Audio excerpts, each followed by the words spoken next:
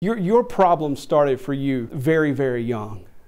Do you believe the problems that you experienced from the age of 4 to 12 led you down a path that led you into the trafficking world? I mean, it did a lot of things to my head, into my self-esteem, into my self-worth, the value, the way I seen myself, the way I see love or boundaries, what's okay, what's not okay, all kind of got twisted, and my perception of it all just messed up, and I had no idea that it was messed up, so I kind of acted on my perception. Would it be safe to say back then you felt you were worthless? Oh yeah, oh yeah, and I was at fault, and I was disgusting. Like I had that feeling, a constant feeling of just being like, ugh, and I just couldn't shake it for anything until I started using, drinking. But once I got here, I can very clearly see how they preyed on my vulnerabilities. And I only know this now through education and counseling and just being a part of the solution to be able to see what really happened to me. I didn't know that they know what they're doing. I didn't know that they know exactly what to look for and exactly how to act on that. And that's really frustrating. You consider yourself being trafficked? Oh yeah. Human trafficking? Absolutely. A lot of people at home may not have a concept of what that is. What does that mean to you? Yeah, that's it's a hard concept to wrap your mind around.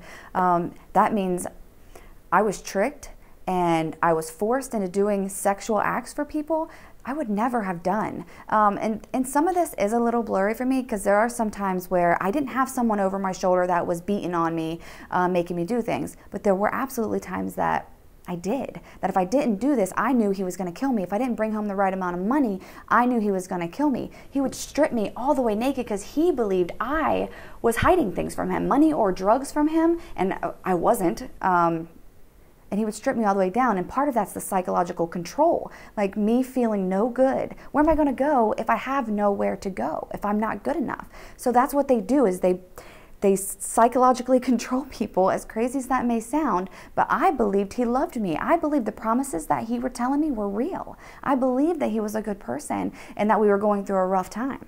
Like, I believe that stuff. Maybe it's because he said all the right things that I didn't even know I needed to hear. Maybe because he was there for me when other people were trying to attack me, he'd stop them. Yet he would attack me too. But there was still that sense of bond, that love I had for him, that I just kept going. But then there was the very clear times where it was very clear directions: do this or I'm going to beat the stuff out of you. And he would. And he absolutely would. Even if I would do it, he would still beat me. Do you believe you were trying to fill a void with a man that you maybe didn't have when you were growing up? Yeah.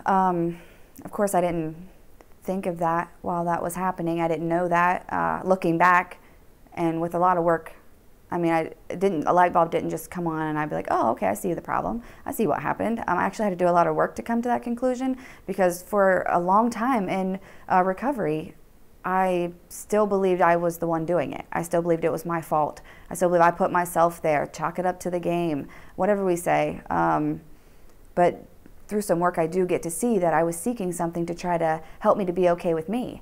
A sense of love and loyalty. Betrayal is real big in my life, where I still, 6 years removed from that life, still know that the people closest to me are going to betray me. So that's a real hard thing to live with, just trying to get to a point of knowing that they're really not going to betray me. But I don't know, there's the aftermath that's pretty thick.